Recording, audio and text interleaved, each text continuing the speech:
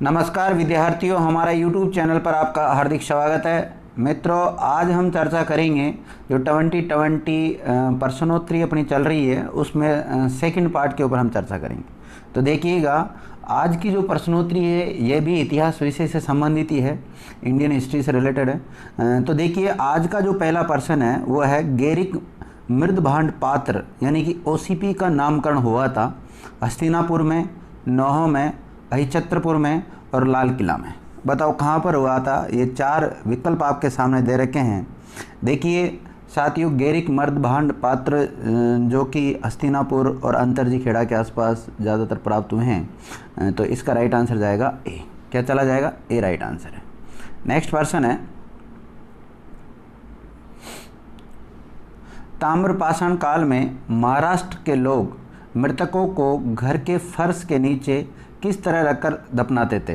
ये देखिए, चार विकल्प आपके सामने दे रखे हैं। उत्तर से दक्षिण की ओर, पूर्व से पश्चिम की ओर, दक्षिण से उत्तर की ओर या पश्चिम से पूर्व की ओर। तो इसका भी राइट आंसर क्या जाएगा? ए।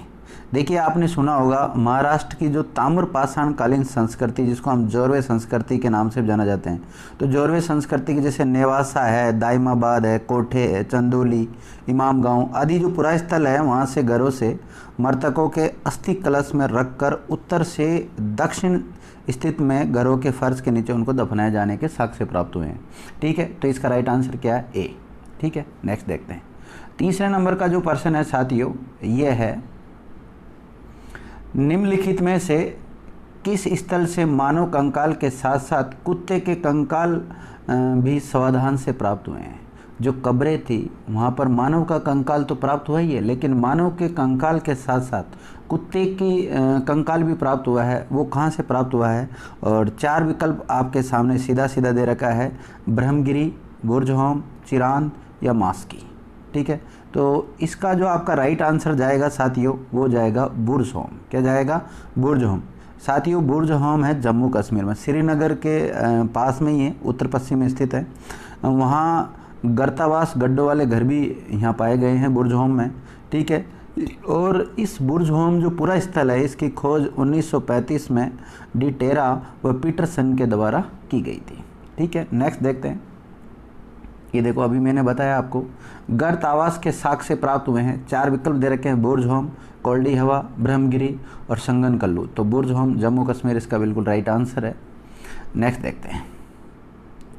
नेक्स्ट प्रश्न है साथियों, भारतीय पुरातत्व सर्वेक्षण निम्नलिखित विभागों या मंत्रालयों में से किसके संलग्न कार्यालय, मतलब किसके अधीन आता है?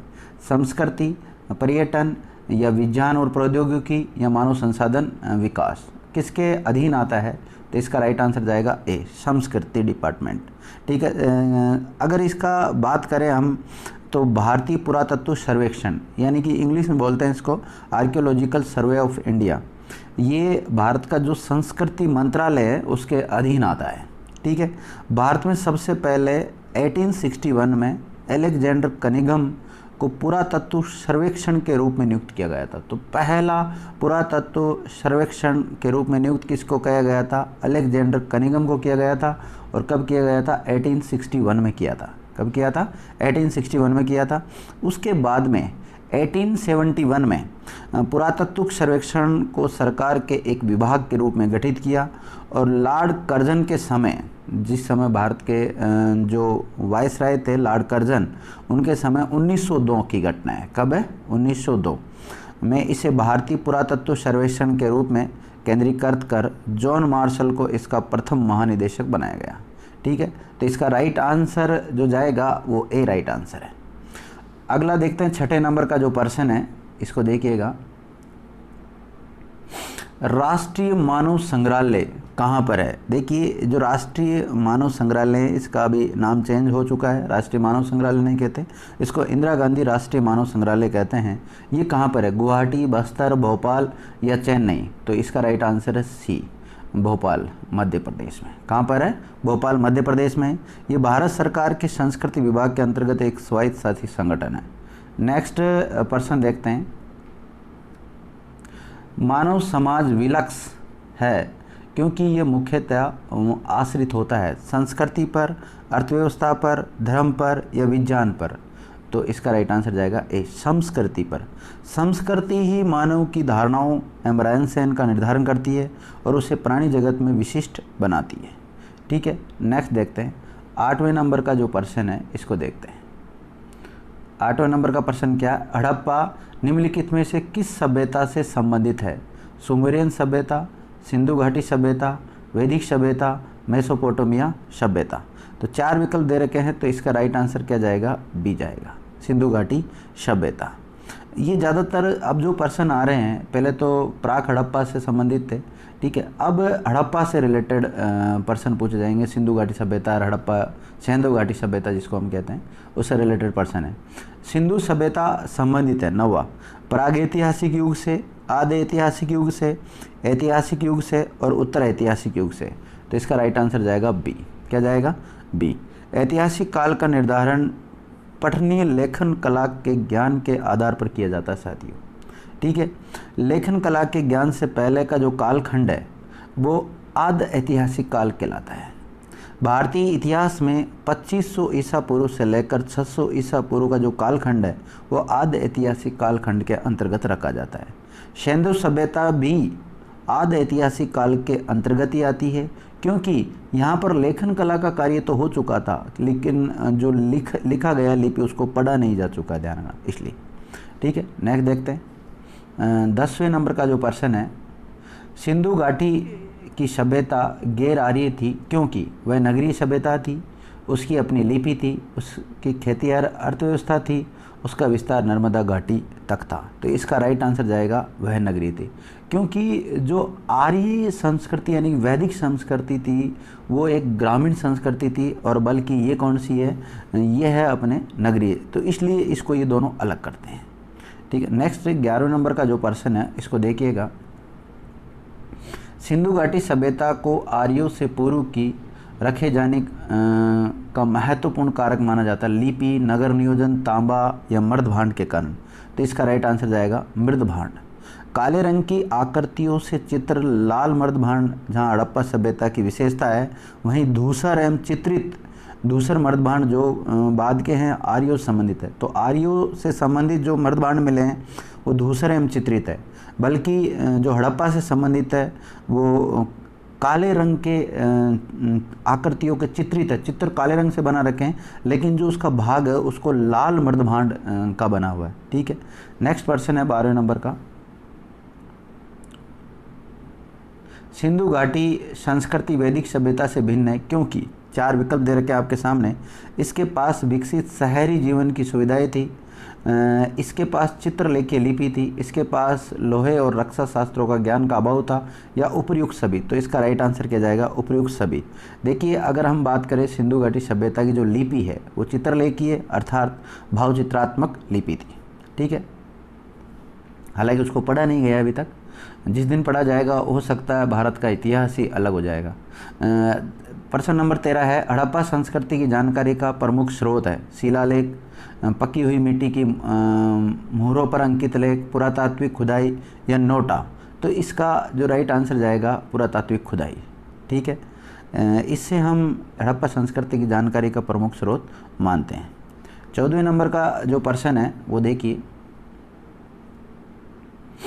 निम्नलिखित में से कौन सा सिंधु घाटी सभ्यता पर प्रकाश डालता है? शिलालेख, पुरातत्व संबंधी खुदाई, बर्तनों की मोहरों पर लिखावट और धार्मिक ग्रंथ। तो इसका जो राइट आंसर जाएगा पुरातत्व संबंधी खुदाई, ये राइट आंसर है। 15वें नंबर का जो प्रश्न है इसको देखिएगा। 15वें नंबर का प्रश्न क्या कहता है? सिंधु घाटी के निवासियों की सभ्यता को जानने का मूल स्रोत है वहाँ पाई गई मोहरे, मंदिर, लिपि, बर्तन, जेवर, हथियार, औजार। तो इसका राइट आंसर जाएगा डी। क्या जाएगा? डी आंसर जाएगा। 16वें नंबर का प्रश्न बड़ा इंपॉर्टेंट प्रश्न है और ऐसे प्रश्न बनते भी हैं। आजकल आपको पता है कांस्टेबल जैसे एग्ज़ामों में इतने आरएस लेवल के प्रश्न आ रहे हैं, तो फिर आप जैसे आरएस की फर्स्ट ग्रेड की तैयारी कर रहे हैं तो उसमें तो देखो कैसा लेवल आएगा, आपको खुद को पता है। तो हड़प्पा सभ्यता की उत्पत्ति के संदर्भ में निम्नलिखित में से कौन सा जोड़ा सही नहीं है? प्रश्न को ढंग से पढ़ना। प्रश्न ये कह रहा सही नहीं है, मतलब अलग अलग जो इतिहासकार है, उन विद्वान हैं, उन्होंने सिंधु घाटी सभ्यता के बारे में अपने मत दिए, उनमें अलग अलग मत है, तो किसने क्या मत दिया उसके अकॉर्डिंग कौन सा सुमेलित नहीं है वो देखना आपको। एम रफ़ीक मुग़ल, मुग़ल है लगा लेना यहाँ पे, एम रफ़ीक मुग़ल हड़प्पा क्या कहते हैं कि हड़प्पा सभ्यता ने मेसोपोटामिया सभ्यता से प्रेरणा ली। EJ मैके क्या कहते हैं, सुमेर के लोगों का पलायन। मार्टिमर व्हीलर क्या बोलते हैं, पश्चिमी एशिया से सभ्यता का विचार का प्रवेशन। और अमलानंद घोष कहते हैं हड़प्पा सभ्यता का उद्भव पूर्व हड़प्पा सभ्यता की परिपक्वता के परिणाम स्वरूप हुआ।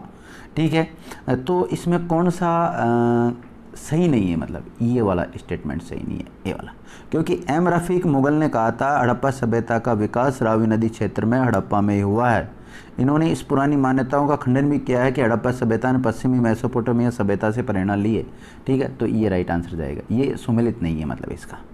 ठीक है, नेक्स्ट पर्सन आता है 17वें नंबर का पर्सन, भारत में चांदी की उपलब्धता के प्राचीनतम साक्ष्य, ये क्या है, साक्ष्य कर लेना इसको, साक्ष्य मिलते हैं हड़प्पा संस्कृति में, पश्चिमी भारत के ताम्रपाषाण संस्कृति में, वैदिक संहिताओं में, चांदी के आहत सिक्कों में।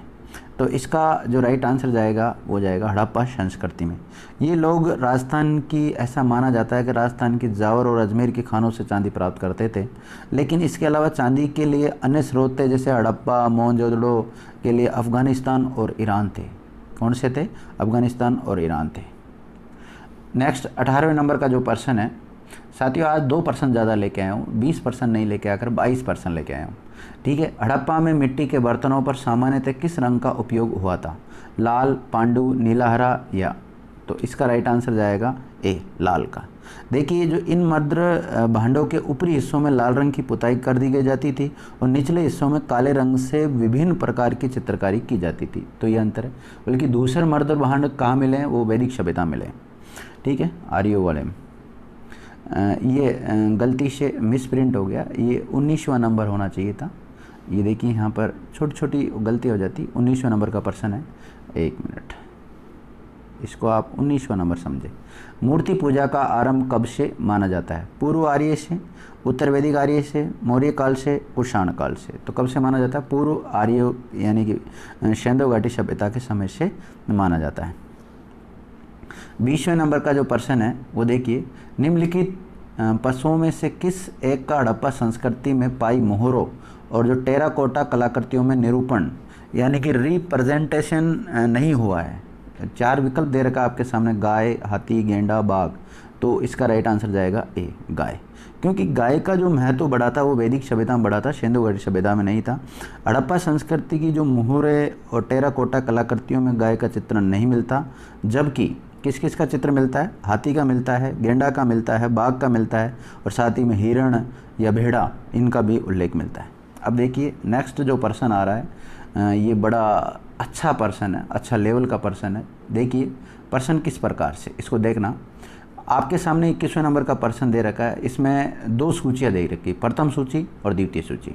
प्रथम सूची में प्राचीन स्थलों के नाम दे रखे हैं और द्वितीय में दे रखे हैं पुरातत्वीय खोज के स्थल। ठीक है, अब आपको देखो इसमें दे रखा है, सूची फर्स्ट को सूची सेकंड के साथ सम्मिलित कीजिए और सूचियों के नीचे दिए गए कूट का प्रयोग कर सही उत्तर दीजिए। लोथल सामने दे रखा जूता हुआ खेत, कालीबंगा गोदीबाड़ा, धोलावीरा पक्की मिट्टी की बनी हुई हल की आकृति बनावली, हड़प्पन लिपि के बड़े आकार के 10 चिन्हों वाला एक लेख। तो इसका जो राइट आंसर जाएगा, पहली बात इनको सम्मिलित करना आना चाहिए। अब जो ये सम्मिलित होंगे साथियों वो कैसे होंगे, देखिए लोथल से मिला गोदीबाड़ा, पुरातत्व खोज क्या मिले, लोथल से गोदीबाड़ा मिला। ठीक है, और कालीबंगा से क्या मिला, जूता हुआ खेत मिला है। और इसका मतलब आपका कंसेप्ट क्लियर होना अति आवश्यक है। और जो धोलावीरा है, यहाँ से हड़प्पन लिपि के बड़े आकार के 10 चिन्हों वाला एक शिलालेख मिला है। और बनावली, यहाँ से पक्की मिट्टी की बनी हुई हल्की प्रतिकृति मिली है। ठीक है, तो इस प्रकार, तो जिसमें नीचे 4 विकल्प मिलेंगे आपको, तो विकल्प जहाँ पर 2, 1, 4, 3 मिलता है वो राइट आंसर होगा। क्या होगा, जहाँ पर 2, 1, 4, 3 ऐसा आंसर मिलेगा वो राइट आंसर होगा। देख लेते हैं 4 विकल्प आगे जाके, देखिए कूट दे रखे हैं नीचे, तो इसका जो राइट आंसर जाएगा बी जाएगा। आप इसको देख लेना एक बार आराम से। नेक्स्ट पर्सन है, हालांकि वो पर्सन इसी पर्सन में छुपा हुआ था, फिर भी अलग से पर्सन दे दिया गया है। एक जूते हुए खेत के खोज की गई थी मोहनजोदड़ो में, कालीबंगा में, हड़प्पा में, लोथल में। तो कालीबंगा हनुमानगढ़ राजस्थान में है, यहाँ पर इसका राइट आंसर जाएगा बी। दोस्तों ये थे आज के हमारे 22 प्रश्न। हालांकि 20 प्रश्न लेने का वादा कर रखा है, लेकिन अगर ज़्यादा प्रश्न आ जाते हैं तो कोई दिक्कत वाली बात नहीं है, लेकिन कम नहीं आने चाहिए। कोशिश करेंगे बराबर 20 प्रश्न लेके आने की। दोस्तों हमारी ये जो सीरीज़ चल रही है आपको कैसी लगी, अच्छी लगी है तो लाइक कर दीजिए, शेयर कर दीजिए।